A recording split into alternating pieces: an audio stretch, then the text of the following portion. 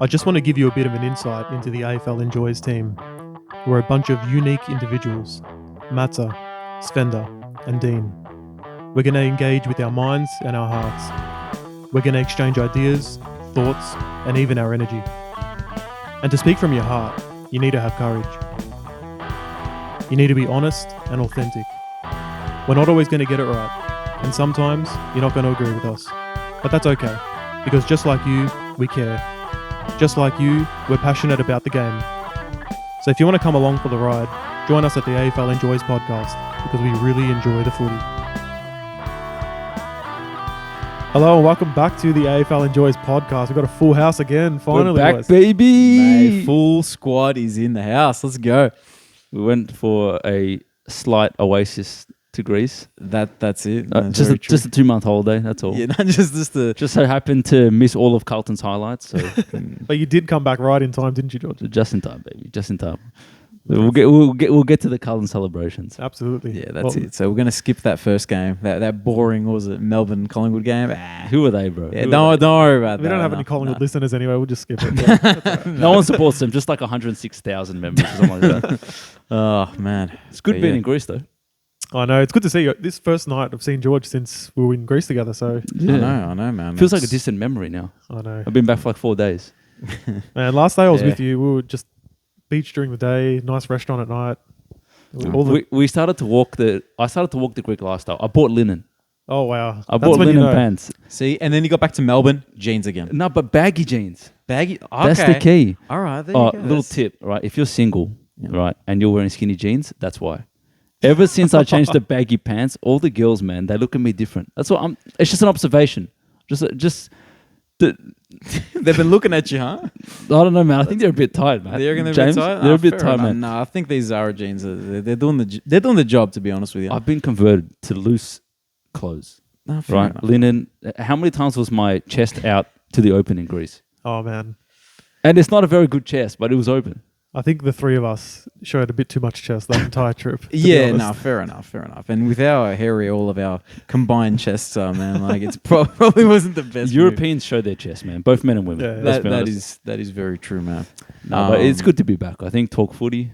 The AFL, Melbourne, it's the place to be. Greece is amazing, but during final season, when the Blues are in the finals for the Oh, first time man. in 10 years, And that's like you were saying, that's the reason you came back a bit later. Like you extended your holiday and then you came back early to make the Carlton game. yeah, I picked that date. I was like, the Blues are making finals. I don't want to miss it because I haven't seen a final at the G ever in my life. The last time was 2013, and I didn't get to go.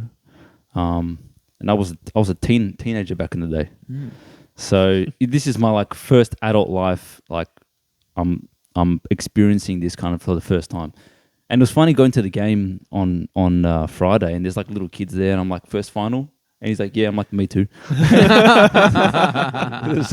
It's been a long time between drinks. Oh, This is like man. an 8-year-old kid. Man. No, it was good. It's good. No, I'm glad you enjoyed it, man. Like we said, we'll get to the Carlton game shortly.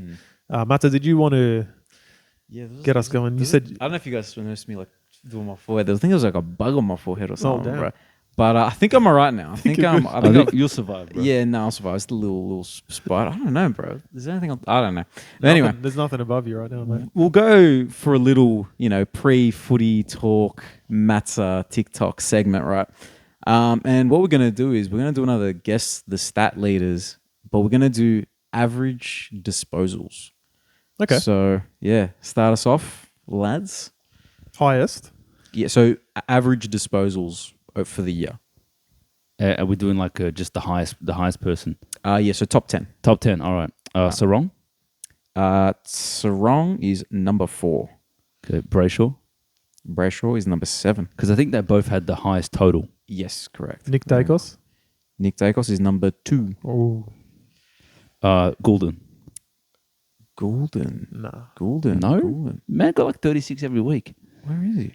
Oh, he's not there. No way. Goulden, yeah. He had a couple of down he was, games. Bro, he's number 27. It's miles off. Yeah. Sinclair.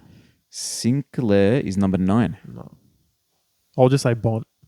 Easy guess. Bont is not there. Not there at Laird, all. Okay. Laird. Laird, number 8. Okay. So we've got some of them. Is it, even though he missed a lot of games, Oliver? Yes, he's number 5. Only had he's 5. 14 games, but he still averaged 30. Yeah, it's average. So, well, Luke Ryan got a lot of kicks, but a lot of marks as well. So No, Luke Ryan. This should be easier than it is. Yeah, but there's a lot of players. Neil? Tim Taranto? Tim Taranto. He He was number 11. He just missed out. Oh. Lockie Neal? Lockie Neal. No, where is he? Nah. Oh, Walsh? Walsh? No. It's not Harry Sheasel, is it? Nah. Oh, I wouldn't be surprised if it was Sheasel. He did get a lot of the I ball. would have heard about it if it was, though, to be fair. Yeah, true. I know, we're kind of lost. How many do... So you... Have we got number 1? No, you don't. Surely number 1 would Is be it- obvious. It's not Chera. Nah, it's not Shearer. So you've got... I think there's Do we just one, go ballistic, guess every player? There's 1, 2, 3, 4 that you haven't done. So you've done 6 so far. Is Josh Dacos there as well? No, Josh Dacos. Libba? No. Who are the top teams? Melbourne. Petrarca? No Petrarca. Wouldn't be Collingwood. Dunkley? Dunkley? No. Do you want me to give you teams? Yeah, sure. All right, so we'll go number 10 is a Bombers player. Oh, Merritt. Yes, correct. Merritt. It's easy when you got the team, right? Yeah. And now the other... So there's a Bulldogs player. That isn't Bond, isn't Libba. Isn't Bont or Liver? It's not McRae. No. Who else is there? Trelaw. Yes. Trelaw's number 6. Can That's you believe wild. it? Wow. Yeah, he's an accumulator. He did play a lot more on the ball this year, I think. Yeah. And then, so he's number 6. And now there's the third and the first. We have a Giant and a Bomber. Oh, Tom Green. Tom Green is number 1 Tom Green's Oh. number 1, yeah. for the average disposals, man. He And a gets Bomber's number 3. Bombers number 3. Redmond. Nah. Redmond. Oh, we got a lot of kicks. Parish. Yeah, Parrish is number Oh, 3. I forgot about Paris. He didn't play much. I'm pretty sure you got all of them. Yeah, you said Sinclair, yeah. Well, now we have. Sinclair was yeah. 9. Yeah, there we go. Anyway, well done, boys. I'm gonna do. I feel like we should have been better at that. We should have, but there was some interesting ones there. Yeah, Trelaw there and Tom Green. Tom Green number 1. I saw that on an AFL or maybe it was on Twitter or something. I'm like, wow, like That's actually crazy. He's elevated his game big time. So we're gonna do. Was he in the All Australian squad? He was, right? He should be. He should have been. I don't know. I don't know if he was. I don't really pay attention to that, to be honest. Yeah, no, fair enough. So we're gonna do now league totals, and we're gonna do guess the stat leaders, but it's gonna be top 10 total bounces. Oh, Of the year. Yep. All right, Saad. Saad is number 4. He's not even number 1. The man bounces every like 2 steps. No, he's not number 1 somehow. bounces. Is this average or total, you said? Total. Total. Oh, wow. Okay, so it has to be like a defender. Redmond? Redmond, no. Oh, Blakey. Blakey's Oh, number 2. He's not number even- 2. The Lizards 2. I swear he runs and bounces 3 times every time he touches the ball. Brad Hill. Brad Hill, yes, he is equal 7th. All right. Running plays, wingmen, halfbacks. And there's a couple midfielders as well, which is interesting. 3 midfielders, I'd say. I'd classify 3 of these guys as midfielders. Petrarca? No No, Petrarca. he's not a bounce player. Yeah. These guys are... See, I'm trying to think. So I'll give you guys some hints. Dacos. No Dacos. Goulden? No Goulden. Bro, this is a weird one. What about, I'm going to guess 2 at once, Butters or Rozzy? Butters is 6th. Okay. Yep. But it's like it's a bounce, huh? He does like a bounce, apparently. Who are like the who are like the running halfbacks? Like Jordan Dawson doesn't bounce the ball. Not on the list. Ryan doesn't bounce the ball. Nope. Hayden Young? No. Good guess, though. Jordan Clark. No. Oh, it's got to be Sinclair. No, believe What? it or not. I'm shocked. I'm shocked that he's not there either, to be honest. But yeah, he's I'm not there. stumped now. Was it Tom Hickey that's never bounced the ball? I don't know. He's not on this list. I so- think he's never bounced the ball. Like I've Chris never Tell. seen any ruckman bounce the ball, to be fair. Has Max Gorn bounced one? I think there was some article last year or something about him not bouncing it. Maybe not. They don't really need to, I guess. I'll give you some little hints. So there's a son in there, but he's a midfielder. Oh, Anderson. Anderson, yep, he's equal ninth. Let's go with. There's a Giants player. Oh, Whitfield. No, Ash. correct. He's number Wow. 5, Lockie Ash. They're guessable when you have the team, but when you're just guessing about the whole league, it's impossible. Yeah. A tiger. Actually, two tigers. Two tigers. Two. Two tigers. Shy Bolton. Yes, he's And- equal ninth. Rioli. Number 3. Well done, boys. There we go. Any left? So, all right, we've got 2 bombers. Actually, is the remainers. The remaining players. Hind. Yes, he's equal 7th. That's a great get. No, that is a fantastic get Thanks. because he hardly plays. He's- That's what I'm saying. Has he even how many games did he play? Half the season at all? look. It says he played 16 games, but he was the sub for a few of them. So it's a good get. And the one who's remaining is, that's the right word. Remaining. Remaining. No D. Oh, geez. The remainder. The remainder who is remaining is He just wanted that D in there. is a Bombers player, number 1. McGrath. Yes, McGrath is number 1. McGrath. There we go, lads. Interesting. That's a random list, man. I like that. It I is. never would have Yeah. expected that. That's to it. come Now, up. I knew I'd catch you guys off guard with that one, but there's Kind my... of feel stupid. Like See, I don't. We guessed the appropriate players, I think. Yeah, I agree. Like Dacos not being there and Sinclair, they get so much of the ball and they push it forward so much. You'd think that they'd be up there for bounces, but Really? not in Yeah. the top 10. A lot of these players shouldn't be bouncing so much. Let's be honest. Like, you've got pretty good yardage to get rid of the ball. how are they bouncing more than Saad though? Because that guy's personality is to bounce the ball. That's like his identity. Yeah. And but McGrath's doing more. No one watches Essendon games. That's why. Never knew. Fair enough. But yeah, anyway, there's a little guess the stat line segments for today. There might be some more segments later, but we'll get to that when we Matsa get to loves that. his segments. Love me a segment, man. Why not? Sounds good, man. All right. Well, let's get into the first game of the round. I don't know if this is an unpopular opinion, but I did not enjoy watching this game. Almost entirely. Is that because Collingwood won? No, not at all, actually. It was just, I don't know. Like, it was a bit scrappy. Weather wasn't great. Disposal wasn't clean. You're Yeah, expecting like first v fourth to show a bit of quality. It seemed just like more of a wet weather slog, to be honest. I thought a lot of the finals games were kind of scrappy.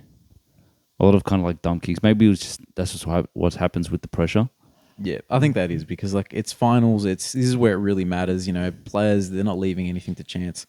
So it just gets just high pressure stuff. So But I thought Melbourne just bombing it in and just getting repelled 24/7 was pretty annoying to watch. yeah, look, I think the thing is with Melbourne, so they didn't really show up the first 3 quarters and then made a resurgence in the last quarter. Like I don't know, there should have been more of a response to the big incident, really. And there was a bit of Jack Viney. Viney. He got into a little bit of a scuffle. He started a scuffle. I'm glad he did. They showed a bit of heart there. But like then to just fall away on the field, I don't know. It's a weird one because they actually on the stat line dominated every stat, and they had more inside 50s by like 20. Yeah, it was. I think it was 69 to 37. Oh, more than 20. Something crazy like that, which is obscene. And it just shows that the Melbourne forward line, like it's not it right now. The way they were kicking it in there, though, was not to their forwards' advantage. Darcy Moore, 11 intercept possessions. Led the ground.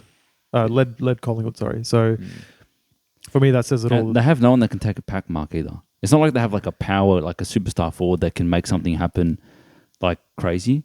See, and you know what? Tom McDonald was that, but that's his first game in 2 months? He's not that anymore, man. No, see, he's not exactly. He's not that anymore. I think Van Rooyen will be that. He's got the potential, but Yeah. But he's coming too up, young. Yeah, he's coming up against the Collingwood defense that's very experienced now. So, for me, we should actually touch on that first quarter incident. So, as of recording tonight, we've just found out that Maynard's been let off. I, for one, you sort of sway either way. For me, I'm actually a bit surprised he got let off, considering usually it's more outcome focused when they're giving punishments. I think they've given up on the outcome focused thing. At the start of the season, it seemed to be more heavily reliant on the outcome. Now it's more about like football acts versus it doesn't really matter if they get KO'd, obviously, because Brayshaw nearly died, and he's jumped off the ground and slapped the shit out of him. But it's like, but that's what else can he do? Which actually is a little bit more common sense. It kind of, you know what? It's the Carlton to me, but it kind of reminds me of the Cripps incident last year, where he got suspended for a couple of weeks before the Brownlow, and then he got let off. If that incident happened now, he would get off without a fuss, I think. Because Cripps, it looked like he went for the ball, and then Archie got KO'd and out for a couple of weeks, and everything was like, we're trying to stamp that out of the game, care for the player. That was all the narrative. And now Brayshaw has so obviously been affected, and it's kind of like, yeah, but what else can he do? I feel like the way that the AFL has looked at this has changed like 10 times within the season.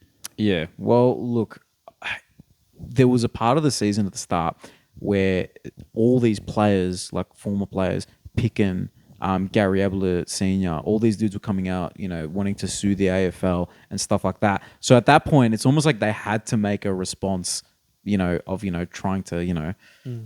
trying to, what's it called, punish actions that led to concussions. So they were doing that. And then us as a community were just sick of it. Let's be fair, we're all sick of it. Us, AFL fans and Supercoach fans, let's be honest. We were sick of seeing our players go out for 2 or 3 weeks because of a tackle, which is something that should be, rewarded, if anything. So, yeah, it's a weird one to me, man. But the thing that gets me about it, right, is that being like a North Melbourne supporter, I remember Jack Zeeville doing something similar to Aaron Joseph. You know what I mean? That incident. Oh, that was a bad one though, wasn't it? He full jumped and just drove into him. Yeah, but it was different, bro. No, I don't know if it was. It's also when Barry Hall punched Brent Staker. Yeah, No, punch a guy. Look, what I'm getting at, right, is that it's a Collingwood player, and it's a couple games away from the final.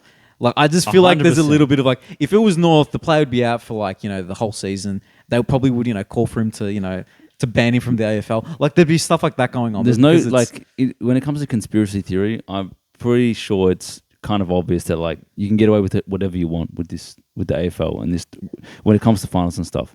The big lobbyists can get away with what they want, I swear. And I'm pretty obviously they're never going to admit to this, and it probably isn't true, but I just feel like the narrative in the media depicts what happens with the banning.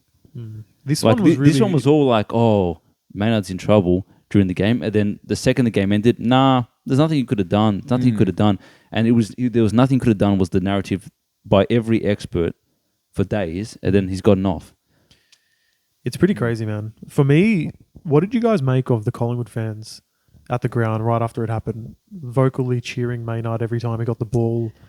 Not really showing enough, I don't know, for me, enough respect for the fact that you might support your player, but someone just literally got KO'd on the field. Yeah, it's insensitive. It's insensitive. You know what it is? I think if you're at the game, in the spirit of the game, you probably would cheer for Maynard and it'd be funny to you. But I don't know, man. From the outside looking in, apparently they'll do in the Collingwood chant this, that. For me, I don't know, man. Yeah. There's the whole rest of the game to support your team. It's clap everyone you want. You got to read the moment. Read the moment a bit. I don't know. I found that a bit It's hard to control a crowd of 90,000 people. True. It only takes a couple of people to start a chant, and everyone gets in. So I will say I did find it kind of funny today how the news came out that Maynard, not the fact that he visited him with a bottle of wine and basically to apologize apparently, but I found it funny that with a bottle of wine. That's what he did apparently. Really? Wow. Yeah, apparently he visited. Did he have flowers and wine or something? I read anyway. Is that so he can get his head spinning again? I don't know, but he's showing an apology, and apparently a couple of Melbourne players were already at Brayshaw's house, and apparently it was just very awkward. I think Gorn was there and Petrarca was there. They didn't take too kindly to him visiting him. Yeah, didn't his mother he called his mother or something? He called his mother because I think they knew each other from kids. And Maynard's called his mum, as in Brayshaw's mum, and she wasn't happy about it. I just think we need to sort of separate what happened, the outcome, versus is that a suspension or not? Because obviously his mum's going to be upset at the outcome. I mean, her son got knocked out on the field, fair enough. His mates are going to be upset, fair enough. But I don't know. Well, a lot of people are saying Maynard's a fair player. And I'm not saying he isn't, but the guy has a reputation for knocking people out. I swear every game, within the first minute, someone's been injured from Maynard. So, look, he's a rough player. He's not.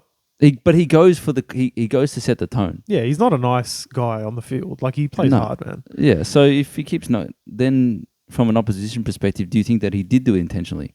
because he's there to ruffle feathers. Look, you're his team. You're Brayshaw's. And it's in the first minute of the game. Didn't he do the same thing to...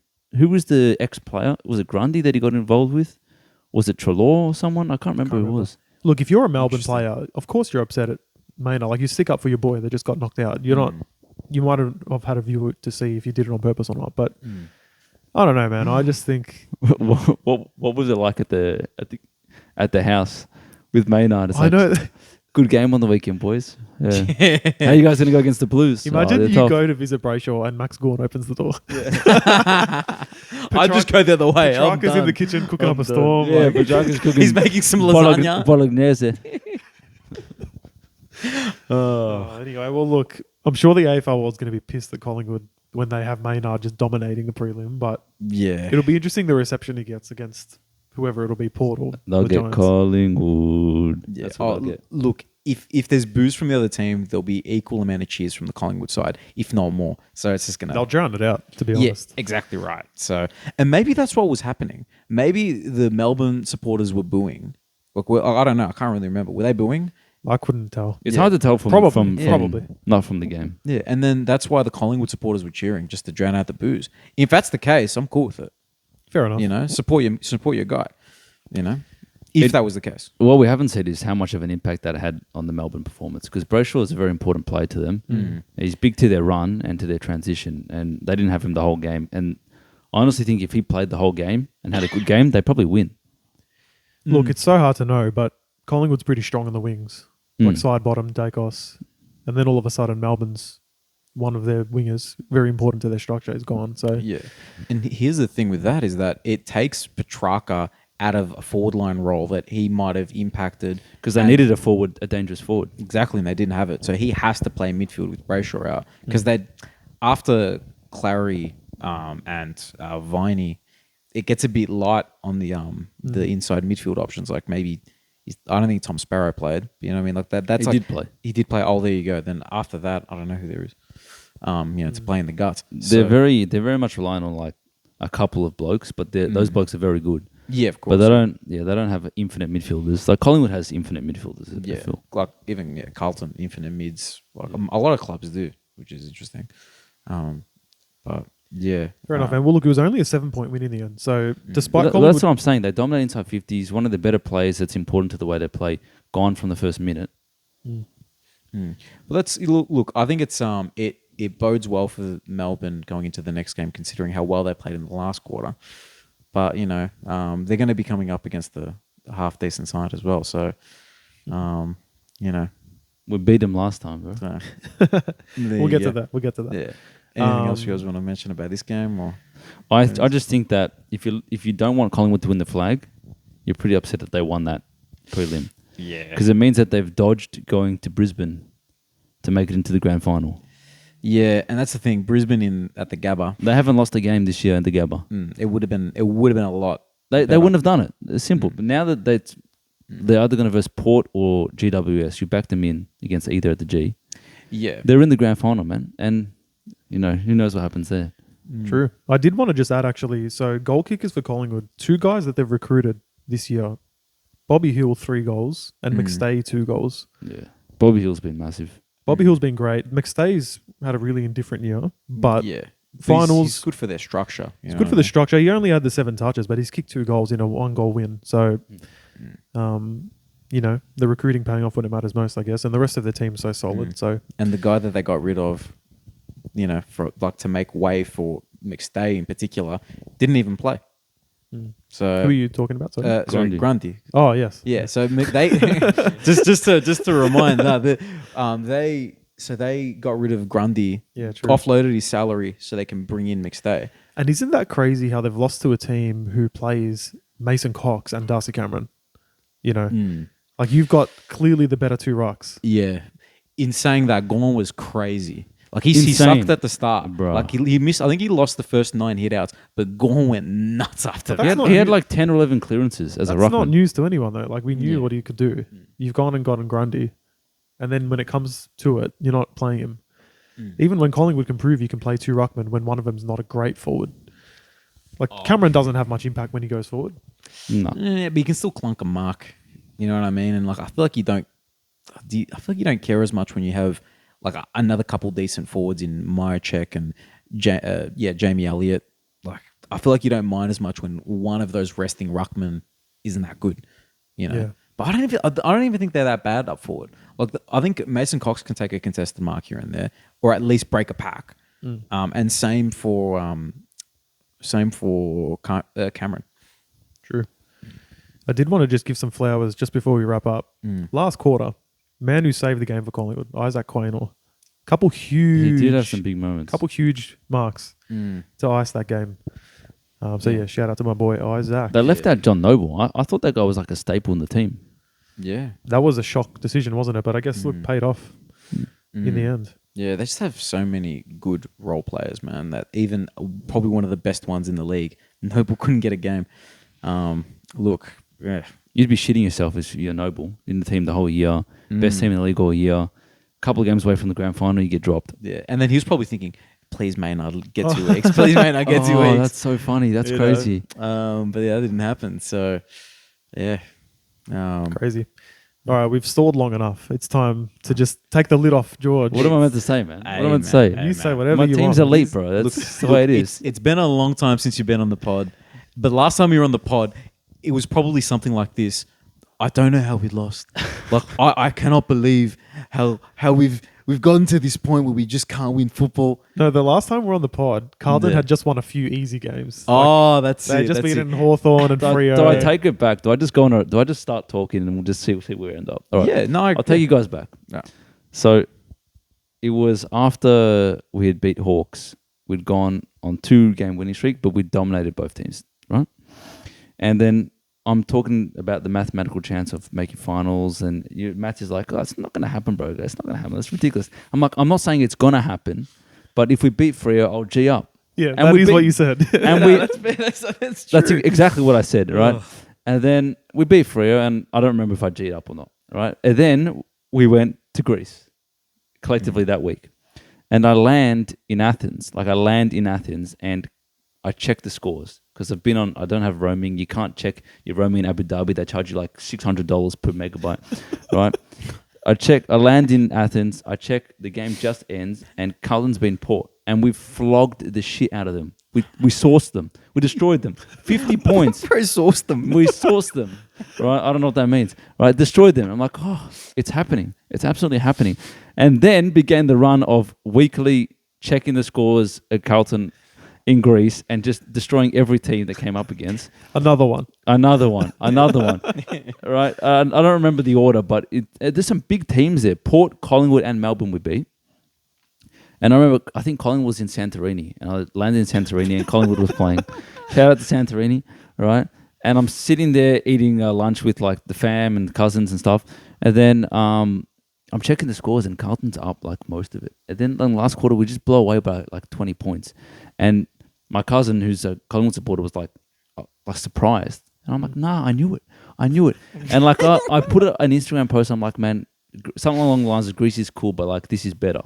And the amount of Carlton supporters that reached out, they were all going crazy because we knew that like it's turned. And a lot of Carlton supporters were in Greece at the time, like losing their minds, watching replays, talking about Carlton. And that was like a momentous, like that was a big win because Collingwood was the best team in the league and has been all year. And we smashed them. And we were missing like a lot of key players. No, Walsh, Chera got injured for like half. And there's just something turned, and I almost just started to expect winning, and I couldn't get my head around losing. It's weird how quickly you can kind of change your mindset from, oh, we suck, we can't get anywhere, to, no, we're not losing this. But it is crazy how it turned, but it wasn't normal what happened this year. Carlton was so bad at one point. Yeah. Struggling to kick over 60 points in a game. But this is the thing, in that period of time, I was reflecting on it, and I had more trust in Carlton that was playing well because they had been so bad. Because what it means is that they've been so bad and they've worked it out. Carlton has worked out what to do. They fixed their issues. As opposed to a team that's just pretty good all year and then falls short, like Saints, right? Or pretty good all year, didn't do any damage. Carlton, useless, pathetic-ass team, becomes probably the best informed team in the comp. That shows them that, we've looked at our game and we've gone, this is what's wrong. When you know what's wrong and you fix it, bro, what else is there to worry about? So it was pretty good. I like that perspective, actually. But that's what it is, right? And I don't know what happened internally, right? But they are playing as a team. And the other thing about the turnaround is the good players started playing good. Like Wiedering had a bad start of the year, turned back into Wiedering. Cripps is good. Chera's been good all year. Walsh came back like a superstar. A couple of the other players like McGovern was playing good. Sard is good. Like a couple of those players that you expect to play good were solid. And all those randos just started to perform. And they put a couple of different players in the team that added more tackling pressure. Like Cunningham, who's been gone for ages, came back in. He's got some speed. He's got something. Fogarty, who doesn't do anything other than tackle, but he tackles. Jack Martin finally in form. Like finally the player that we paid for has come in and played really solid football. And it's funny how you just tweaked the team a little bit. Chin Cotter, who's this guy? He's just a tough halfback, but he's tough. And it's like Carlton's like, all right, what we're going to do is we're going to find a way to just build this team off complete defense, which is what Michael Voss was saying when like it's about defense, not attack. When we're like scoring 40 points a game and everyone was criticizing him about the defense, well, he's right. And the final team that he picked this week is he just picked the biggest, baddest boys. Pyrenees, and it went to double rucks with De Koning. He picked like Akers, or obviously Akers plays, but he just picked all of the boys that are hardened seasoned bodies. And just like, you're big, you're strong, play. That's the Carlton game style. So they've worked out what works for them. And I think no matter what Carlton does now, and I think even to next year as well, they're going to be hard to beat because they know what makes them Carlton. So it's as a supporter base and as a supporter, I'm confident in what this team is now. It's like bully ball, really. It's like they're not that skillful, man, but they're tough, big and strong. Yeah, they're tough. Like, even a dude like George Hewitt, right? Just tough inside. You know what I mean? And he had a bad start to the year, and he's come good. Like everyone's kind of playing good at the right time. Yeah. And that's why with the Carlton thing, it's sorry to cut you off. Okay. Actually, I'll get into that as well. But it'd be disappointing if Carlton, like super disappointing if Carlton lost to Sydney, because this team, while they're not a top 4 team and while they've had such an up and down year, the current list that's there and the current form is capable of so much more than an elimination final, I think. So I hope that they keep going. Fair enough, man. I was just going to say the team is quite overwhelming with their like height and power. When you think Cripps, Wiedering, Mackay, Curnow, the 2 rucks. Yeah. Even Chera, Hewitt, Walsh, Kennedy, they're all monsters. Yeah. Akers is a monster. Yeah. So yeah, Walsh and Chera, they're not the biggest dudes, but they're inside and tough. They're strong. They're monsters. Strong. And the thing, like Carlton's I think that we've talked about who's got the best midfield in the comp. I'm obviously a little bit biased, but I think Carlton's got the best midfield in the comp. They're the number 1 contested team in the comp the whole 10-week period that they've been good. No one's been better. That's something I wanted to actually do. Now that you brought that up, right? I was discussing this. We were discussing this in Greece, actually. A segment of who has the best lines, right, in the AFL. So best defense, best midfield, best forward line. And I was saying that GWS have the best defense, right? Interesting. So then Carlton midfield, and then Dino gets to pick the forward line, I guess. Ooh. Which is the hardest one, to be honest, because I can't think of one that I like. Melbourne. I think it's got to be Brisbane, doesn't it? 100% it's Brisbane. It's not even a conversation. Cameron, Danaher's in form. Like Hipwood's a handful. Bailey, Rayner. There's a lot there. We said that at the same time. Hey, there we go. Boys are still in Touch sync. drumsticks. It's got to be them. They've got some scary scoring potential when they get up and going. Yeah, no, I like that. So what did you say? Sorry, your other lines. So GWS Defense as defense and midfield Carlton. Midfield now, I guess it's Carlton. Now well, man, they're the best in the comp at the moment. Interesting.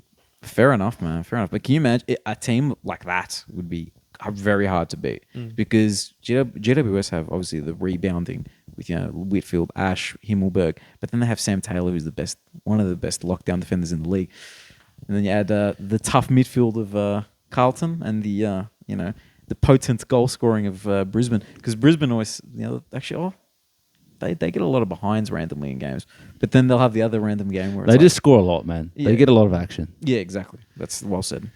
I've got a question for you though, George. So obviously Carlton won, elation, happiness, all that stuff. But in that last quarter, you were at the game. Tell me how you were feeling, because essentially Carlton did that thing where they've kicked enough to win the game theoretically, and they've said, you know what, we're going to just absorb this right now. And your defense was awesome, I will say. Very good, yeah. But Sydney was playing on and playing fast footy and really putting the pressure on. It was an interesting game. Like, we talked about like the fact that it's my first final and I was really excited, and the crowd.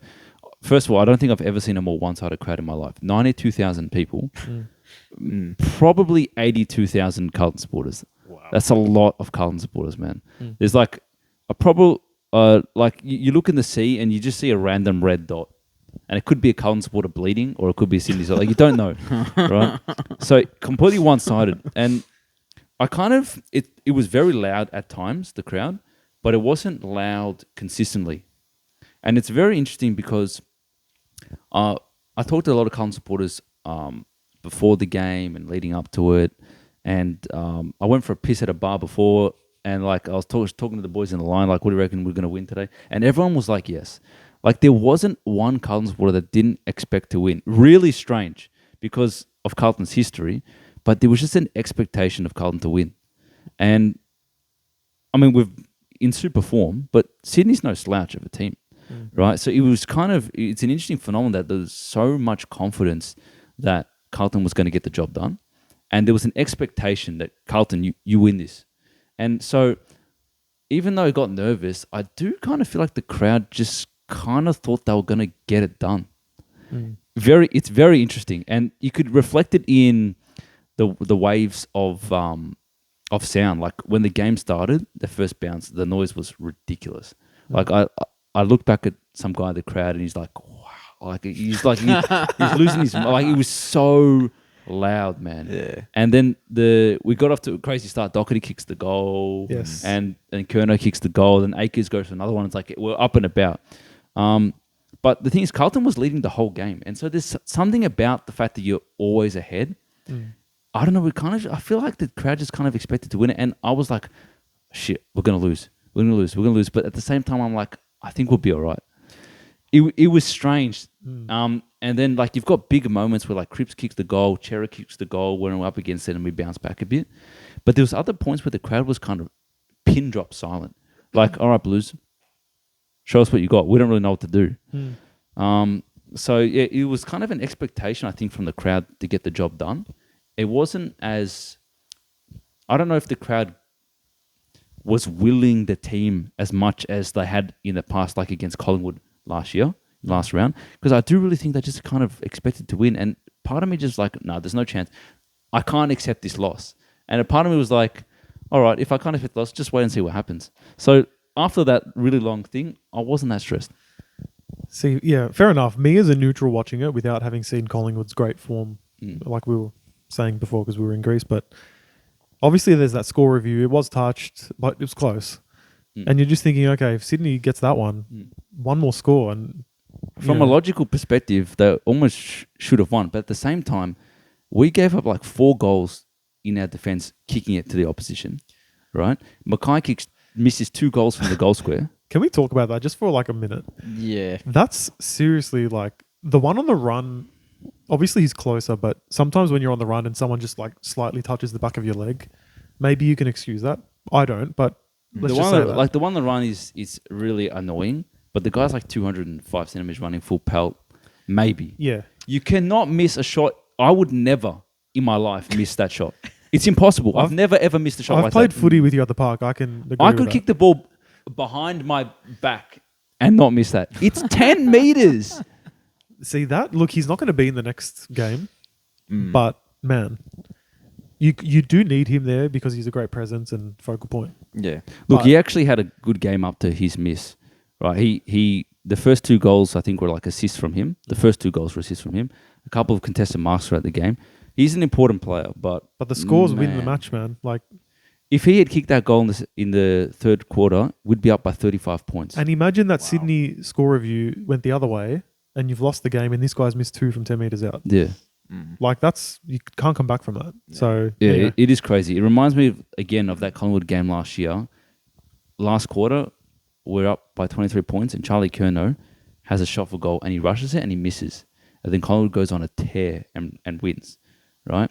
We have a chance to go 35 points up in the third quarter. Mackay misses, and Sydney go on a tear. it's unforgivable. Scoreboard pressure is the biggest thing in finals. You need to take your chances. I think we kicked that goal and we probably ended up winning by 40, 50 points. I know it sounds crazy, but I agree, to be honest. Yeah, you would have put the game to rest. It would have been nails in the coffin. Yeah. But man, that the commentary after that McComas was hilarious, man. Like BT, wow, did you see that, Richo? Like that was hilarious, bro. That was just like they're watching the game, just sitting there in there, you know. It must be so hard to be Harry, man. That's pretty brutal. Yeah, that is, man. That is. But look, at the end of the day, that you guys won. So I'm sure he doesn't really care about that. So I mean, like Carlton had their chances to really do it, but so did Sydney. Talk a bit about Sydney. Yeah, let's talk about we're going to be talking about the teams that are now eliminated, similar to how we did last week, me and Matsa. So just general overview of their season, just quickly, and also who's their MVP. And we'll just go from there. But yeah, what did you make of them, George? You saw them up close in the high pressure game.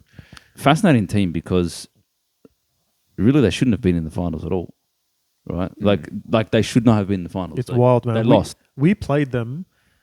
You're right. Not only that though, but North should have beat them when that interchange happened. I was at that game. So what's the stat with when you lose the grand final? Like you suffer the next year, right?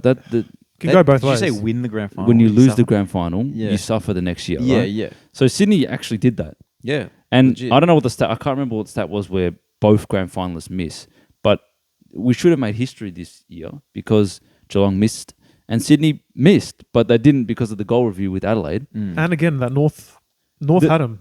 That's what I'm saying. Like how many chances this year? And they've had it unlucky as well because like there was the Florent goal, they got touched on the line as well. But I mean, that's legal. Yeah. But they just had such an up and down season. They start their first game of the season, they destroy Gold Coast by like 70 points. I'm like, this team is on, they're ready, right? And then they're not very good. And then their season's over if they lose to you guys. Yeah. And like by some chance they find a way to do it in the most ridiculous way. Well, they didn't do anything. Like there was a stuff up on the bench. Like North, again, I was at that game. It was wild, but. They were so low in confidence at that game. North played okay considering our levels, but Sydney was horrendous. Turnovers, like the forward line was non-functional. Yeah. And since then though, that sort of gave them like an enlightenment. It just there was like some belief just randomly out of that game, like. Yeah. And then, like before you know it, again we were missing for a bit of a chunk of the season, so I don't know the exact narrative of how they've been playing and all that. But they went on a tear for a bit. They had like a 5 or 6 game winning streak. Like the Giants. And but the thing is okay, so they shouldn't have been there, but at the same time, they're still a pretty damn good side. Yeah, and like they're extremely young, man. Extremely young. Their best players are Goulden, Chad Warner, Blakey. They're all young guys, and I think the thing that sort of stuffed them up is that their key position stocks, and I feel like I say this every week about Sydney, like when we were doing weekly pods, but they don't have key positions, man. Like they lost McCartan. They lost McCartan, right? Yeah, and that's super sad. And then what's his name? Buddy obviously is fallen away. Logan McDonald, he can't really do it all on his own. But at least I don't know if he's that good, to be honest with you. But at least they do have a few developing young forwards like Amade, McDonald. And I was going to say, Amadi was injured for half the season because he was someone that they were going to really look to. He's good. To provide that option up forward, and it couldn't happen. Well, McLean had a good game. He did. He was more impactful than Kerno. Yeah. So I think they do have some decent key position stocks. They were just really injured for a lot of the year. The defense though does need some help. Well, that's why they're linked to your boy. Our boy. Yeah, Ben Mackay. We'll talk about that soon. Yeah, we will. And they need a ruckman because Hickey retired. Yeah, and that could be Brody. But then he might go. I've heard Brody, Port Power, and Sydney. I don't know. I'd prefer him to go to Sydney because I don't want Port to be good. Interesting. So. Who's the Swans MVP this year? Oh, Goulden. Easy. Goulden is an absolute superstar. He's every bit as good as Butters. He's insanely good, like insanely good. Yeah. He put him on their back, and I think Blakey is a ridiculously good player. I was going to say, just to be different, I'll go Blakey. Yeah, I don't know if he's recognized. Like, I think this guy's like as elite gets, and he's not like a key defender. He's a halfback, but he can play like on a taller opponent and beat him in a 1-on-1. And the thing about him and his kicking's elite. Like, and when he runs, his neck goes to the side, and it's hilarious, man. Like it sucks as a North fan because he chose Sydney over us. But it's hard, like, you know, you have to recognize how good he is, man. Like, he's one of my favorite players to watch. I hate that. We desperately need someone like that. No, he'd be team, perfect for us, man. I think there was some stat where like every single one of his kicks inside 50 hit a target. The game. Yeah, that sounds like hyperbole, And but when like every kick hits No, a I target. think there was about 13 kicks and only one didn't in the last quarter, like late last quarter, because it was like a pack situation. Oh, okay, fair enough. Yeah, that's he impacts the game though. There's some plays that just rack up the ball, and you look at the score sheet and you're like, oh, how did he have 20 touches? Yeah. Like I think Hoskin Elliott had like 20 touches. And you're like, really? Did he? Yeah. But Blakey, if he has 20, you feel notice it. every single one. You feel It hurts you. you feel it. Yeah. No, well, it's a Carlton when you're up against it. But yeah, look, Sydney is like just a really efficient, really strong kicking side. I think they're probably lacking some strength around the ball. They're lacking some key position players, but no one's really stressed about Sydney. They're always good. So Yeah. Look, there's going to be a lot of players that they can pick up in regards to midfielders. There's like already Vital got delisted today. True. Yeah. So that's, you know, a player there. Paddy Dow is always, you know, up in the market. So they'll find someone yeah, that can help, you know, beef them up a little bit. And they'll be, they'll probably make finals next year based on the fact that there's going to just be natural progression. Well, that's my guess anyway. yeah. I mean, they're very good at recruiting through their academy and getting talent. So Yeah. We did mention Ben Mackay just for a moment there in terms of Sydney's pursuits. Now, seeing as though there was an article today about North Melbourne meeting with the AFL regarding compensation, I just wanted to sound out George because I know how Matsa feels about it. We've spoken about it constantly throughout the year. Ad nauseum. But George, so last year, North gets a few picks gifted to them late first round, early second, which they had to trade for players. That was It a rule. wasn't late first. It was second round and third round. Just to clarify. Second and third, sorry. Yep. So they have to trade these for established players. That was part of the deal. And that's all they got, right? This year, there's not been a defined thing being said and reported of what exactly we're asking for other than allowance to draft top 10 likely Riley Sanders through the academy. How do you feel if North was to get something substantial? Like I'm talking first round, that's a priority pick. priority pick. Apparently, we're going to ask for a lot more than last year. How does that make you feel as a neutral? Well, I'm not for it, but I think what you guys are probably going to say is like everyone gets priority picks. We just don't know about it. Is that your rebuttal? Look, we do know about it though. What do you mean we don't know about it? Well, I don't like no one. What you thinks don't about know it. about the Gold Coast package that they got? That they got everything? That they got Yeah, but Gold pick 1 Coast. and 2. They got a mid first You can't round talk pick. about Gold Coast. Everyone leaves Gold Coast. They deserve a priority pick. What's North's excuse? They've just been shit forever, like Carlton. Yeah, but then it happened. Carlton didn't get priority picks, man. I swear. No, the thing is, no, you guys have. I'm What? sure you guys What have did we get? priority picks. What I'm did we sure. get? Look, I need to go back and research and we'll come back. This is something we're going to talk about a lot. This isn't the first time. This is not the first and last That's time. what I'm saying. People don't really know, like normal supporters don't really know what other teams get for Yeah. priority. There's a I've- list of I've- teams that have received compo. Yeah, I've done my research. One of them was at a similar sort of level to us was when Melbourne were really bad. And we remember that they got, you know, Trengove and Scully 1 and 2. That was another one. They were similarly bad to us in regards to their positions on the ladder. Us, it's been 17, 18, 18, 17. That is woeful. And you know the thing is, the years that we were 17, I'm pretty sure we still had the least amount of points. We were only up on percentage. So literally, you're talking bottom of the ladder, least wins for 4 seasons And straight. That is clear as day. On its own is enough for me to show that compensation or not compo priority assistance is needed. But on top of that, in each of the last 4 drafts, 2 father-sons have been the best player in the draft. And the other one was an academy player. Dacos, Ashcroft, And Ugelhagen, which we could use a forward. Absolutely. My stance is this might surprise you. I hate priority picks. So just to put it on the record, right? That's it. No, the reality is... You're I agree, You're not like- helping the agenda. No, no. Because like if you're shit, like get better.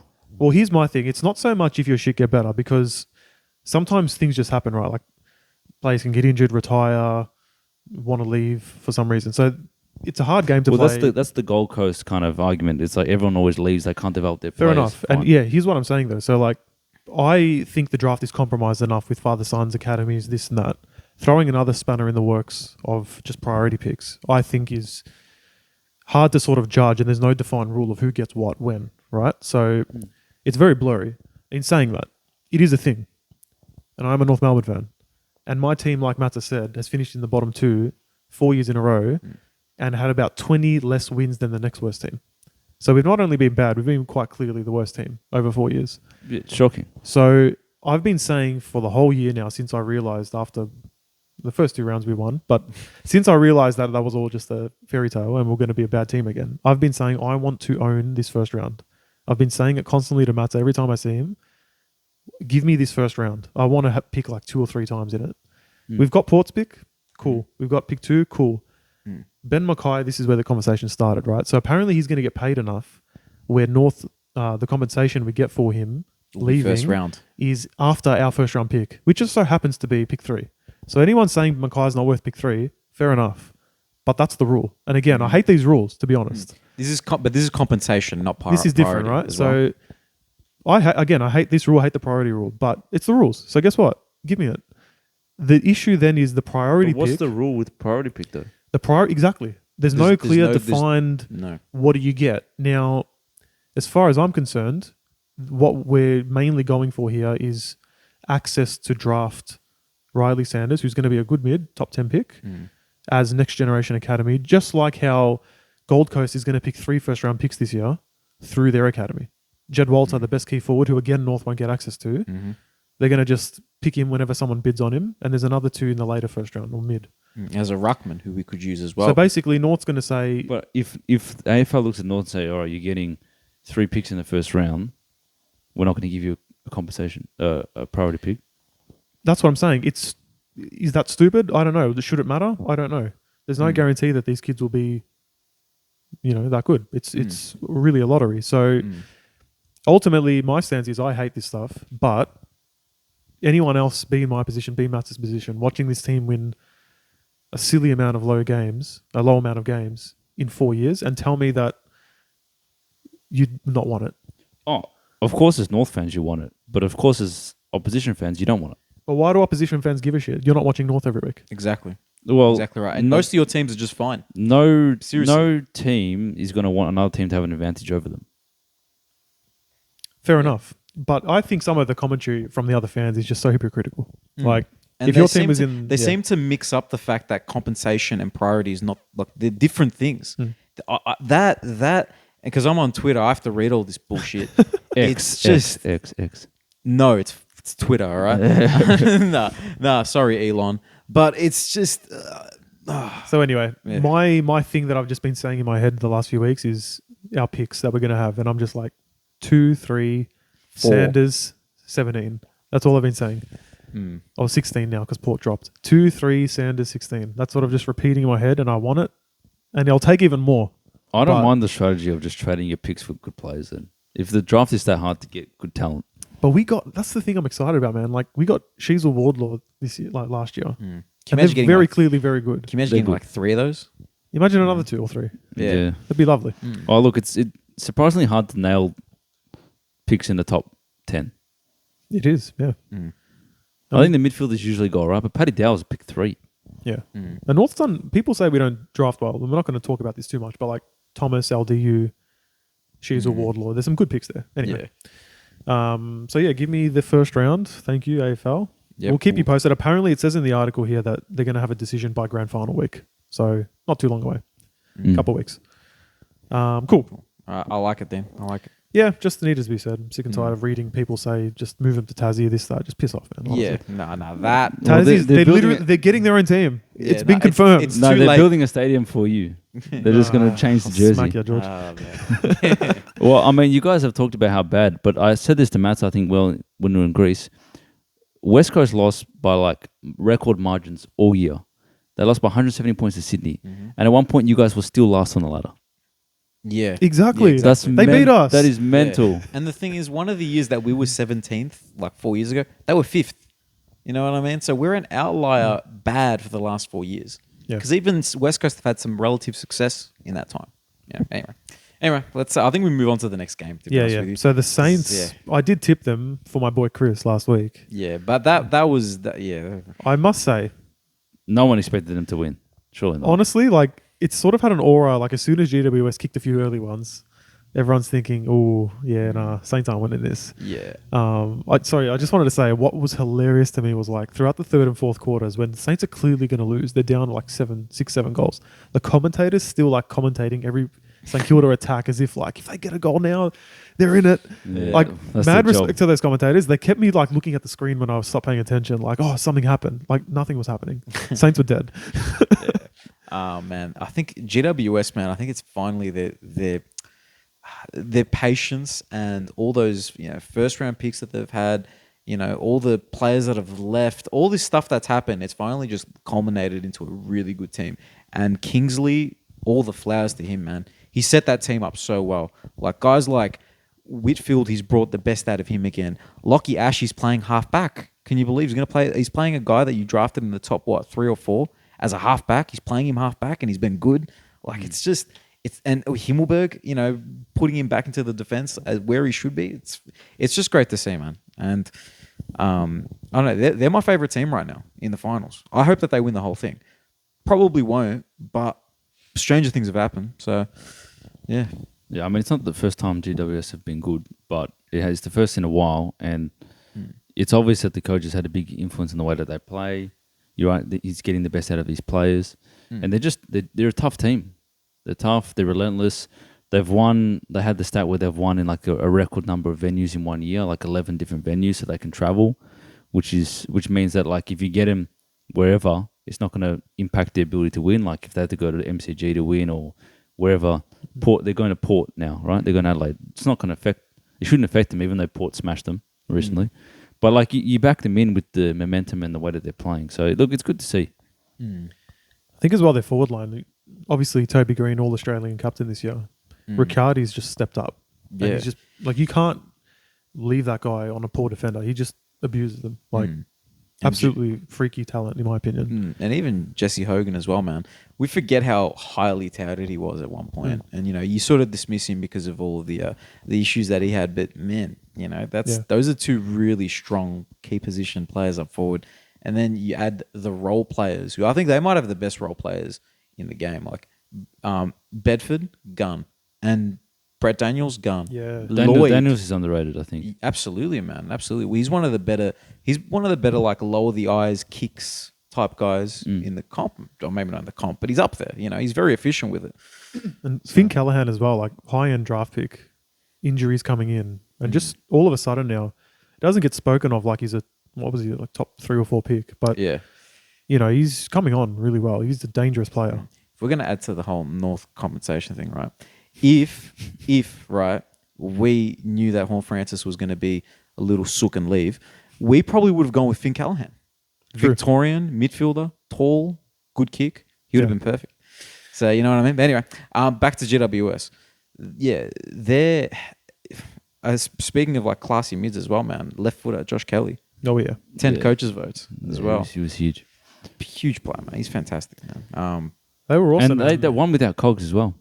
Yeah, true, man. True. Like we're loading up. We're giving GWS the florist right now. Man, they've Like, had we're giving him the flowers. They've had a tough lot. run, right? Yeah. And they've had to go to a lot of venues. No one gives a shit about them.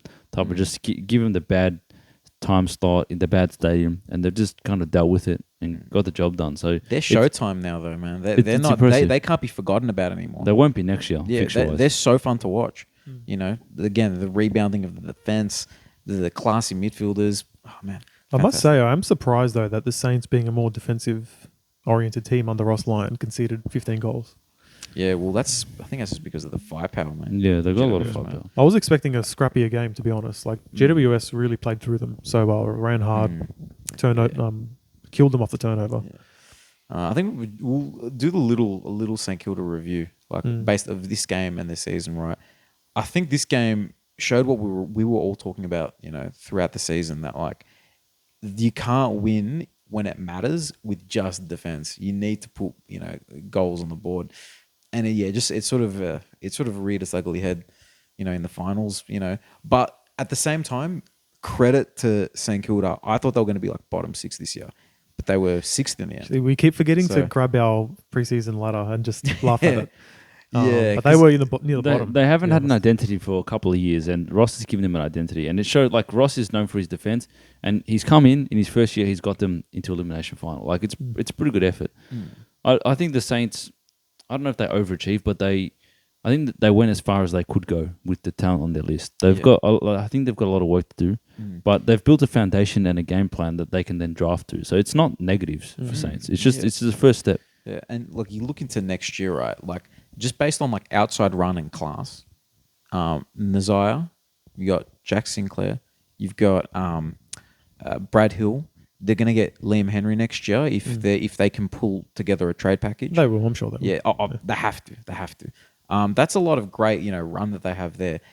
Man, it's looking pretty good, man. I think on that note as well, a few of their players really come on this year, like Mitch Owens, Windhager had some good games, Wangani Malera had some really good games. Yeah, low key, Rowan Marshall is top 3. Yep, Just about in the fit comp. most of the year as well, which is good. What do you think that they need? I think that they need like another gun midfielder, personally. They need a midfielder who can hit the scoreboard and be that X factor. Because and just, like, turn the game. they've used Sinclair in the midfield, but I think they'd prefer to have him on the half back line, Yeah. right? Because he's a beautiful kick. If they had just some grunt midfielders, like Jack Steele's good, and he had a really good final, right? But I feel like they're limited in if you look at like their Supercoach scores, like you've got your main 5 blokes, they killed it, and then the rest of the team just nowhere to be seen. So I think they're just going to up their talent a bit over the next couple of years. But like if their inside midfielders are like Brad Crouch and like Steele Windhager, like it's lacking compared to Josh Kelly, Tom Green, Caniglio, Whitfield. Like it's just not even remotely the same. I have a solution, right? Philippou, play him in the guts. Well, maybe If he- eventually. Yeah, like if he's one of those dudes, he's got like dynamic player written all over him. That's the dude. If he builds up a bit of a tank, Yeah, chuck that's him fair. in the guts. So that's my solution. Well, that's the projection that. for him. So hopefully he can hit that potential for them. Well, I But just think they've got players that they've drafted that haven't, like Jack Billings never became anything. Yeah. I mean, they drafted in the same draft Hunter Clark and Nick Coffield, who were both talented players, but they've never got off the ground. They're always injured. Yeah, B grade, C grade players, to be honest with you. But They started their careers really strong. Yeah. I think injuries have got to them. I think they're talented, but it looks like now 2 wasted picks in the top 10. So, it kind of hurts your ability to proceed. Like when potentially really talented players just don't go off the ground. that's fair. MVP this year? Sinclair Fair enough. or Marshall. Yeah, I'm gonna go Marshall. I'll go, again, just to be different. Wangani Malera for me. It's been Yeah. very good. He's been Yeah. very good. And the other thing is, you could have even said Machado Owens as well. Correct. They've got a good list, man. Like I think generally, like you give them like a B+ on the season. I think you give him high in maybe the an season. maybe even A-. They made the finals. It's tough to make the finals. Super competitive year. They just don't think that they have the power to really do much more than what they did. Yeah. Should touch as well on the fact that pre-game, the Tim Membry situation. Did you guys read about that? Yeah, We don't I know the haven't. situation though. Yeah. What do you know? Not a Dennis? lot of details, just some personal. I think it's a mental health matter, but I'm not going to Well, say much more than what's been said. We'll be thinking of Membry, man. He's a good player. No, we don't want anyone to be in that sort of Well, situation. yeah, it happened the morning of, and St Kilda actually didn't have. I think it was Caminiti they brought in for him. He actually wasn't on their emergencies. Yeah, they gave him an exception. They had to do an exception. So, and apparently, obviously, a few of the Saints players were shocked by it, and it's hard to know what impact that had on the game. But Yeah. would be obviously, if it's your mate. Yeah, something a bit scary, true, so- true. But yeah, yeah, it's look, the way like I'm guessing, right? Like I've never played like footy, at any level, but like I'm sure that their community would be so strong, and they'll come together and really help him out. So hopefully, of course. hopefully he'll be back next year. Hopefully, man, yeah. I reckon he's still got footy in him. So yeah, Oh, he's got the talent. It's just a matter of if he can. He's important for their structure, big time. Yeah. because it can't just be Max King all on his own. Yeah. In the forward line, you need someone else to to smash a few packs and Fair enough. No, I just thought, worth mentioning. Yeah, it was no, I a agree, Pretty I big agree. impact on the game, in my opinion. But all right, let's talk about the last game of the round. So the Lions doing what they do at the Gabba, finishing off the power. They haven't lost the game. Man, They're scary there. They are. They are just I'm looking at their team. I'm like, oh, they've got that guy, and then they've got that guy, and then they've got that guy, and then they've got that guy, and then they've got Ashcroft who isn't even going to play. You know what I mean? Like they're just so stacked with talent. They don't look like they have any flaws at the moment. No, it's just man. The only flaw that might come up, sorry, Matsa, is mentally. We know they don't lose at the Gabba. They're in this position now where they shouldn't lose at the Gabba. Really, if they play Carlton or Melbourne next week, they're the favourites. They're going to win. They're going to win. They should, right? Yeah, they're going to win. But that's just the danger, isn't it? When you're so heavily favoured, will the pressure get to them? I don't think it will, man. They've been a strong team for a long time now. They're a pretty seasoned team. That's the thing, though. Like the assumption is, and usually you lose, and then you get mentally stronger, and then eventually you win. I agree with you. They should make it. The assumption is that they will make it, but there is still that hurdle to cross. Oh, they still have to do it. Yeah. Like, look, they're like, I was trying to say one of the dudes. This is a bit off topic to what you guys were saying, but Jasper Fletcher, man, talent. That's just man. I didn't expect to like enjoy like a young player. Like just I don't know. When those father sons, you just think, he's just there because he's a father son. He's not just there because he's a father son. He's man. a pretty good player. He's like a proper player, man. The little intercept that he did on the half back line and then set up the goal to where like I think he passed it to, I don't know if it was Charlie Cameron or something, and then Cameron to Hipwood. Hipwood runs like 5 meters and then realizes, I actually have to keep going now. And then he's like, okay, I will score the goal. That was hilarious, man. It all started from a Jasper Fletcher little halfback intercept. Couple goals as well. He shows natural footballer, man. Yeah, I was going to say natural football. Like he shows that IQ where he can grab the ball. His first few steps are really powerful. Like he can evade the pack, handball, and then just go. And he's really athletic as well. Good runner. He doesn't look like he shies away. Like he's not a nervous player. No, he's got confidence, man. For such a young kid, that's crazy to be so confident on the footy field. And they have a random first, number 1 draft pick who I always forget about, Cam Rayner. He just pops up and all of his goals were amazing. Yeah, he's a finals player, this guy. He is, man. He's so powerful. Like they likened him to Dusty, but you can see why. Yeah.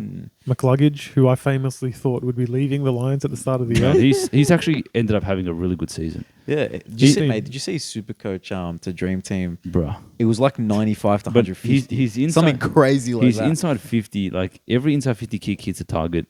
He's so classy. He had like 10 clearances. Like he's actually been, from the halfway point of the season, he's been phenomenal. Probably even their best player from the halfway point of the season. Yeah, he took over from Dunkley and Neil as the best midfielder. When especially when Ashcroft got injured, he gets more midfield time. He's been dominant. Yeah. He's a really, really good player. I don't know what was wrong with him in the first part of the season, but he's back to his best. And they need these players to be at their best if they want to win. Like you need your best 100% to be gunning it. Because Neil's been well held a couple of weeks in a row. Yeah, and I guess it hasn't really mattered in the end. But not when you've got so many other players streaming through. Yeah. And then of course, Danaher 5, Cameron getting a couple. Yeah, man, that forward line we just spoke about it a bit before, but damn, when they're up and about. Yeah. I'll say one positive for Port, but then we can trash talk them all. Actually, there's a few positives, but let's just go. The big one for me was Ollie Lord. All 4 of his goals were just smart footballer goals. One of them contested mark, 1-on-1 with Harrison Andrews, of all people. Another one was like a mark on the goal line because the other 2 defenders weren't paying attention. And then one snap crumb and one banana crumb.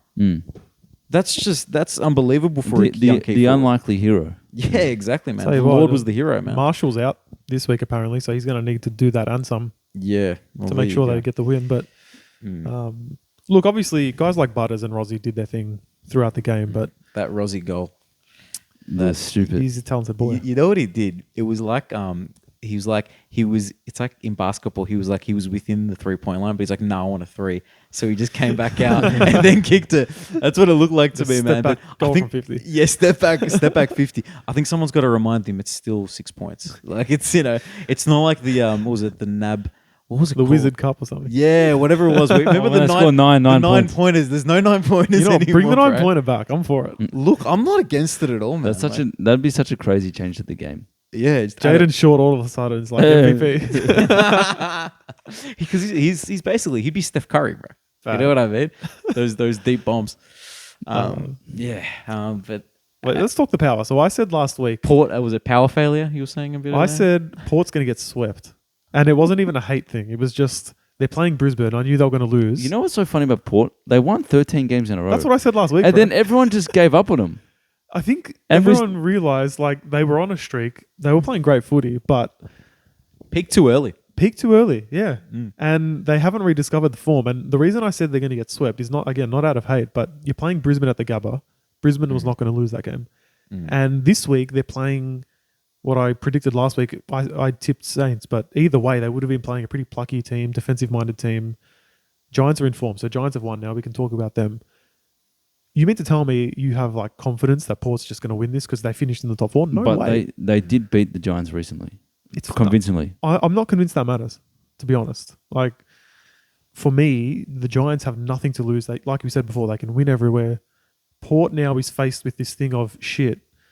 We can't get swept. Like the pressure's up, man. Yeah, like Giants are coming like a storm. They're coming right? like a storm, bro. Yeah. If you're Port, you'd be scared. But I wouldn't be too willing to... Like, if you're Port, I think you're still confident you get the job done. Surely. Oh man, good teams have been swept every year for the last few years, man. I don't know. It's a tough one. Mate, I'd love for them to get swept, bro. So would I. Who's a better matchup for Collingwood? That's what I want to know. Ooh. I honestly don't think it matters. Yeah, no, you're right. I don't think either You're of these right. teams can beat the Pies at the G. Yeah. It would but be yeah. nice if it's the Giants. Imagine the Giants were in the game at halftime. Imagine a Giants Lions grand final. Ah. That's so random. Honestly, Yuck. And the MCG doesn't even sell out. Look, It doesn't. Look, I'll There's buy a ticket. 70,000. I will buy a ticket. They're giving away honestly, tickets. straight up. Those are my two favorite teams left. Like, sorry, Georgie, they are Come my on, two man, get favorite. behind the baggers, bro. Like, look, I love the baggers for you, right? But like, if you didn't go for the Bombers, sorry for the Bombs. If you didn't go for the baggers, I wouldn't give a shit about it, bro. It's all. It would be Brisbane and GWS for me. So Fair I'd love enough. that. I'd love that. But yeah, look, the power for me, they're at a big risk here this week. Should we get into the tipping then? Maybe we'll just start with that game and go backwards. Yeah, There's only two games to talk slight about. little So preview. So what's the first one? first one is Carlton, isn't it? Friday night. Yeah, actually, it will Carlton, Melbourne at the G. Well, it's only 2 games. It's only 2 games. So we'll talk about that It'll one. be Melbourne Carlton. It's a Melbourne home game. Is it? Oh, there you go. Melbourne, Yeah. Carlton. The tickets The sold big out. difference, you know. Tickets sold out in like 2 seconds. Like Yeah, they're you gone. go on? Yeah, I'll go on. Bravo. I'm going. So Bro, you're really quick, bro. You got it in 1.5 seconds. Jets, man, Jets. That's We've it. talked about Jets. Georgie's Jets. He's quick, quick feet, quick, clicking on the computer. It wasn't He a- used to play LOL, so it makes sense. You know? Used Quick. to. Nah, like it's not. It's Ticketek to me. Like I'm a bit of a boomer with the computer, considering I've been on it my whole life. I still don't get it.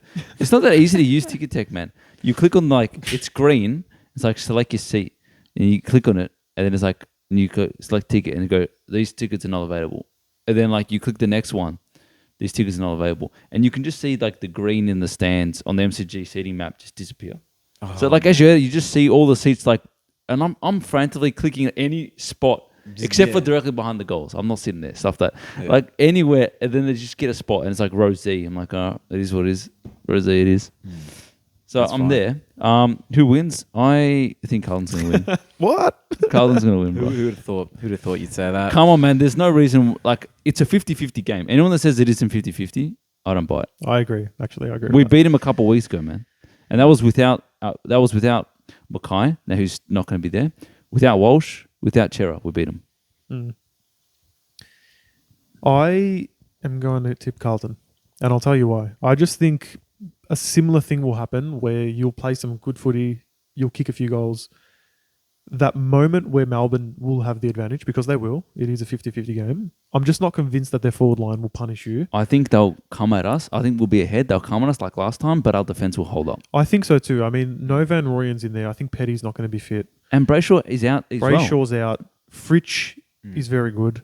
He's good. I was going to say, and like we were saying earlier, Petrarca can't go in the forward line because they'll need him in the guts. Yeah. Unless they discover some random dude that they have. Exactly. James Jordan. They're going to maybe need to back win in. that ball, man. Carlton's Yeah. midfield's too strong, right? Exactly. So Or maybe they just Um, concede that they might not win it as much and just let's just have a. I don't know, man. Let's just have a potent forward. But line. Melbourne's weapons are really just Fritsch, and then hope for someone like Cozzy Pickett maybe just goes crazy. Look, he had a bad game, so he's probably probably going to have a good one against Carlton. But like Carlton and Melbourne play the same game style. They're like contest heavy, trap it into the forward line, repeat entries. Like they're not like a transition side like Collingwood or Sydney or Hawks or anything like that. They're different. They're like tough ball winners. But there's no reason why Carlton can't play that game style better than Melbourne. They have for the last 10 weeks. I will say though, sorry Matsa, go the other way though. No Mackay, Curnow, V Lever and May. If they get that right, you're in trouble though. Jack Silvani. I think we need, but he's facing a fitness test, right? Oh, is he? I was going to say he'll break some packs. I think Sauce, if he's fit, will have a big impact. Yeah, it's a Carlton final, right? His blood like touches MCG and makes him into like a demigod or something. Look, the way that you work around that though is if Carlton moves the ball quick enough, May and Lever can't gang up on Curnow. So it's all about winning the midfield convincingly for me. It is because both forward lines are compromised because of the injuries. Jack Martin's suspended as well, which that's a big out, big out. I would just generally like to see Carlton in the prelim, to be honest. Yeah, and the thing about the crowd, I think the crowd. I talked a bit about the expectation, like they were loud, but they're waiting to kind of see. I think it's going to be primal. This match, I think the noise is going to be crazy, and the boys, like the supporters, don't expect to win this game now. Now it's like give your team everything you possibly can to see them over the line. So it's going to be war. It's going to be crazy. Yeah, and there's going to be more than 3,000 Melbourne supporters. So a bit more to and fro. Yes. You know? Yeah, I don't even know if that'd be the case, man. I feel like Melbourne supporters, the type of supporters that just don't show up. They're not. I'm challenging you, Melbourne supporters. They're get, not a get massive. to the game. Come on. They're not like a massive fan base, are they? not at all. No. I think anyone that gives North Melbourne shit, our crowds have been half decent, even in the worst of times.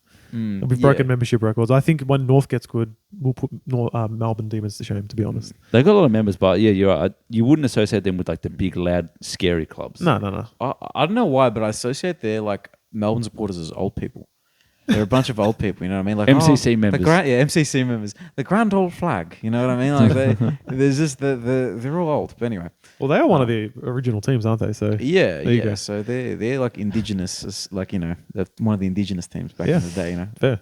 They're voting yes for the referendum. How do you think the match will go, Matsa? Look, I'm gonna tip Carlton as well, but like here's my little solution to Melbourne's forward line issues. Right, don't play Grundy forward. No. Play Grundy in the ruck and put Gawn forward. I know. They asked Petrarca that, and he's like, nah. He said no. He said that he wants Gawn there, bro. Gawn's a freak. He said for me, Gawn's just that good. Like we need him on. But he had like 11 or 10 clearances as a ruckman. I know, but what if there's just no forward line and you need someone to stuff it, bro? Don't worry about it. Fair enough, man. Fair enough. How funny is it? How funny is it? Like the all supporters and like news reporters are begging Melbourne to play Grundy, and they still won't budge. It's such a weird get. I'm just trying to figure out. I'm trying to think of solutions, man. Like I can't. Other than that, I can't with their. Well, it's their fault for recruiting Grundy. Like you should have foreseen this happening. They should have got McStay instead. And this is in a world where they they should have done a Collingwood. Yeah, and they wouldn't have been so confident that Van Rooyen would be as good as he has been, and Petty would just suddenly deliver as a forward occasionally. Well, the thing is, I think Ben Brown's back from injury. He's finished. The thing is, well, he's even at Ben Brown's best, he doesn't provide them the what's it called?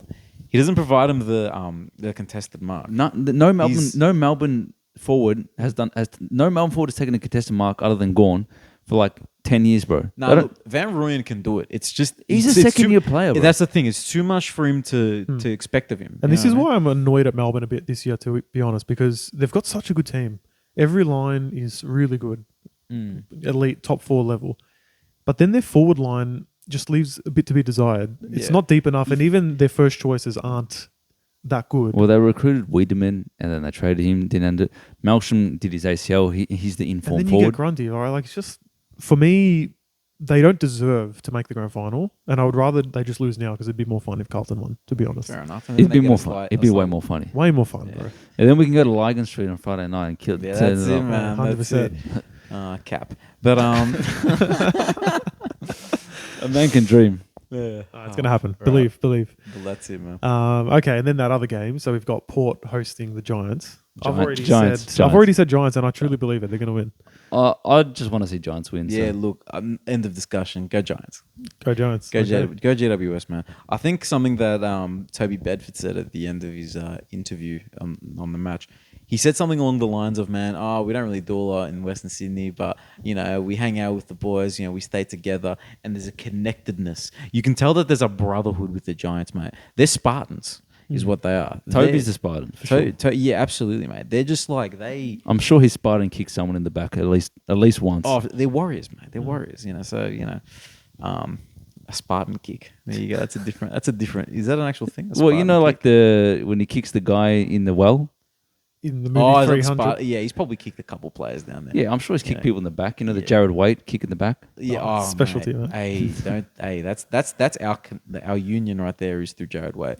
Carlton and North Melbourne fans, interconnected through the love of Jared Waite. That's it, man. The goat. I agree. I agree, mate. What a lovely way to end the podcast, I think. Jared Waite. Should we do another little segment or not? Whatever you want. Sure. Do you want to, we'll do some Mount Rushmore. So AFL Mount Rushmores, and first one we're gonna do is key forwards for today. As in like current. Today players. is current. What do you reckon? Current players, best forwards out of any team. Yeah. So Mount Rushmore being 4, right? So Mount Rushmore of current key forwards. Top 4, essentially. Yeah.